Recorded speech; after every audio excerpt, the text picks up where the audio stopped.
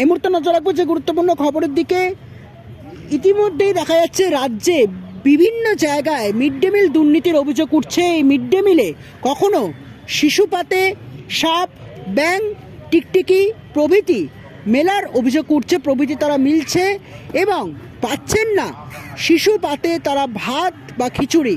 এবং এই নিয়ে কিন্তু দিকে দিকে প্রতিবাদের আঁচ তীব্র থেকে তীব্রতর, আর যা নিয়েই কিন্তু আগামী 19 তারিখ অর্থাৎ এই 19 তারিখ তারা প্রেস ক্লাবে বেলা 1টা থেকে 2টোয় প্রেস কনফারেন্সের মধ্যে দিয়ে কেন্দ্রীয় সরকার, রাজ্য সরকার, রাজ্যবাসীর যে কাছে এই কেন্দ্রীয় কর্মীদের যে সমস্যা তারা দাবি দেওয়া তুলে ধরেন এবং সকলকে সেখানে উপস্থিত থাকার আহ্বান জানিয়েছে। কি হচ্ছে সেই ঘটনার দিকে নজর রাখবো, তাতে আপনারা নজর রাখুন শুধুমাত্র ভিশন প্লাস নিউজে। তখন আমরা দেখলাম যে খাবার দেওয়া হলো 2 কেজি আলু, 2 কেজি চাল, 500 ছোলা, একটা সাবান। পরে যখন আমরা খুব সরব হলাম তখন 500 ছোলা।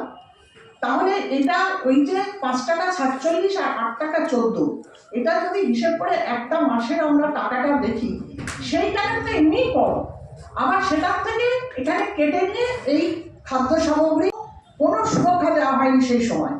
আর এই যে বন্টন করার পরে যে টাকাটা উদ্বৃত্ত থাকলো, আমাদের প্রশ্ন আপনাদের মাধ্যমে আমরা করতে চাই, তাহলে উদ্বৃত্ত টাকা তো আজকে রাজ্য সরকার কোথায় পাঠালো?